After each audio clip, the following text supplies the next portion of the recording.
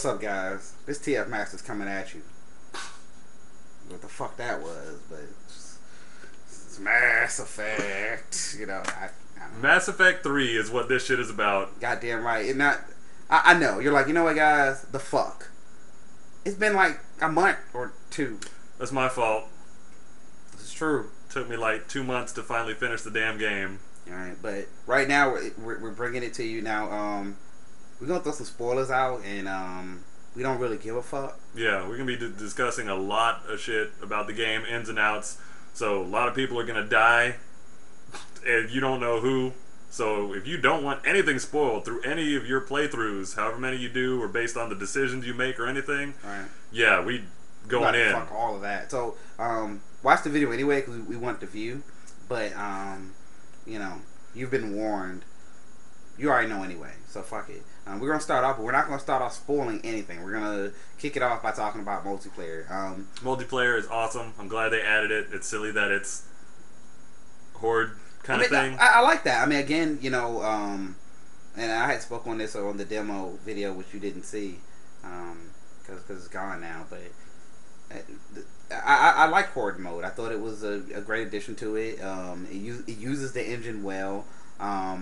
I also felt up until it came out with the DLC, all of the actual stages were the N7 missions. So, you know, whatever N7 mission you went to, that was the actual exact same stage that you would have, you know, for multiplayer. So I thought all around, it was a nice feel to the game, and you know, I enjoyed it thoroughly. I think it had limited replayability. I mean, I think that, you know, you can keep doing it, but dude, I ran into some motherfucker that was like 1,000, no, or like 1,500, something real silly the other night. Yeah. So they playing it. I mean, and they just it, you know. and they just released some list about the multiplayer. Right. Say, I don't know if you saw it, but they're like, yeah, the highest N7 guy is over 5,000.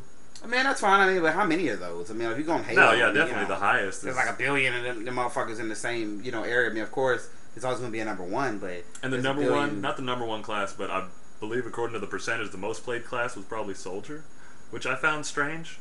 And the second, like 21% played Soldier, and then like 19.2% played Infiltrator. Mm-hmm. I don't know what I expected, but I certainly didn't expect Soldier for the amount of soldiers I play with. You're really the only one that's ever done it, like seriously. And the rest of them are all like running adepts and infiltrators. I see a lot of, but yeah, no, not that many damn soldiers. I mean, the Soldier was a good class. I mean, it had you know, frag grenades. Yeah, and don't forget frag grenades. They had frag grenades too. Yeah, and frag grenades. That's all you needed. You know, you funnel them in, so the numbers. So the numbers mean nothing. Yeah, the best thing I like about multiplayer, in my opinion, was that it allowed you to play with all the classes. Right. Yeah. And sort of that kind of took away from the game, because now I started my next playthrough and I'm playing an infiltrator, and I'm like, yeah, I could do this on multiplayer with you or with whatever randoms, and it just don't. You do get a little bit more power with it, and of course you can go a higher, you know, level. So of course you do get a few more tools that you will need according to what difficulty that you're playing on. And you know, since we're going to talk about difficulty, transitioning into that, away from multiplayer into the actual single player part of the game. I played two different playthroughs. I played a normal and I played an insanity. My feelings on the difficulty, I really felt like... When you say difficulty, you just mean like... How, like when they shoot you once and then you lose all your shields, or they throw a grenade and then you die. What about their barriers and shields? Did you notice that more of them had barriers and shields? That's exactly where I'm going. Like, they didn't. Like, when I was playing Mass Effect 2, and you know, you would get like Harbinger, they had motherfucking barrier, shield, armor. That was the major difference in 2, is that stepping it up was like, yo, everybody got barrier, shields, and what's the other one? Armor. Armor, yeah. It's like, whoa. Everybody. That's like, that first nigga you fight got it. Husks have armor. Yeah. Mass Effect 2 was a difficult game on Insanity for me, because I play Soldier. Now, mind you, the crazy thing about going from Mass Effect 1 and 2 and going to Mass Effect 3 is that, yes, on my normal playthrough, I did play Soldier. On my Insanity playthrough, I played Engineer. And on Mass Effect 3. Yeah. And I tell you, much easier when you have Wow. a drone doing your bidding for you. Not even. I mean, again, Did you like, do that a lot? Because that's what I did in Yeah. ME2. I'll just be like, yo, go. drone, and I mean, I used drone. I mean, it was crazy. I used the energy drain. I mean, it didn't matter what they had. Give me that shit, you know. And then Oh, yeah. next thing you know, I was a dead motherfucker. I mean, it was just almost easy. And then I kept Liara and a Garrus, random probably. Yeah, Garrus, actually it was Garrus most of the time. Except for some parts, like for instance, at the end where you have to take Edie Edie, yeah, she And, comes along. It's like, oh, I'm going with you. I'm like, well, or Tally. And like then, at least you got overload. Now you're some use. right, and I mean, and that's all you need. I mean, but again, Did you ever take her along at any other point? hell no. Like Liara and Garrus. That's all you Yeah. needed because he had a sniper rifle. But you see, a lot of exactly. But a lot of that shit is also still based off your class that you play with. So. Well, Like if you played an adept, you wouldn't really take Liara all the time. Right, because you had it. But I mean, that was the whole thing. Like it was perfect. And again, I mean, I think energy drain. I don't think it was something that you get. Yeah, it was one of the perks. And that's another thing I found out is that the more I talk to people, like Edie gave you a perk that shield thing, the overshield or whatever. I don't. The only one I used was energy drain. Right, that's all you need. I mean, it was just. Playing a soldier and then switching to any class, I guess. But for me, it was like a different game. I was like, wow. It's freeing. It's liberating because you're not stuck with just your ammo. Right. Soldier was a bitch on Mass Effect 2 going through. I promise you, 2 of my controllers are broke just because of that.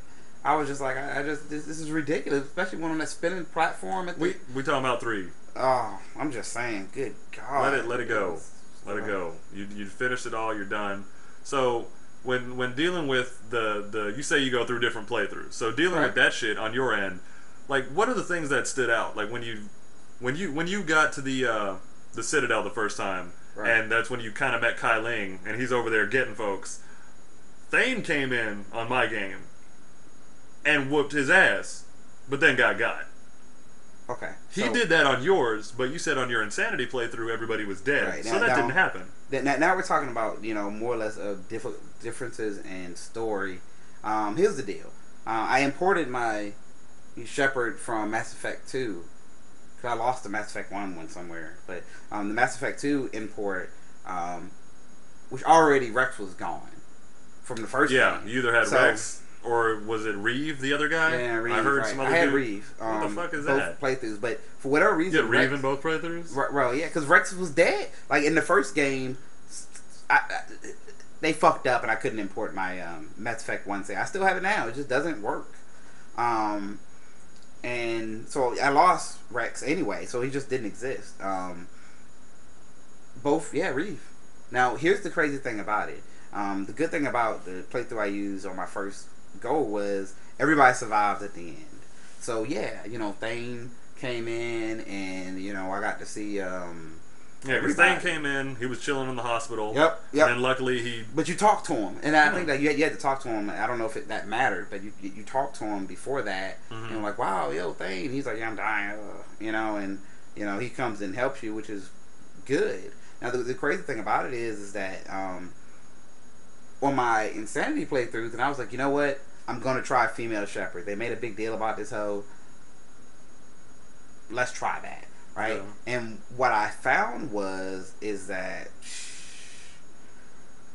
the worst possible choice they can give you is what they give you. Nobody's alive. Like that board outside of the crew area. Like when you get off the elevator, there's that board of everybody that got fucked up. Oh yeah. Full from jump. But that's because you said everybody died in ME2 anyway. Well, I mean that's how they start you. Like there's no like random select on there where they're like, hey, Oh, you started a new game. Yeah, on your on Insanity. Yeah, I started a fresh game with female Shepard. I never played with a female before. Oh. Fucked up. I mean, it's just like completely and totally just. Well, yeah, because if you didn't go through it, then everybody would be dead. So Miranda didn't call you and be like, yo, here's this mission. She did. So then she was alive. Only her. Garrus wasn't there?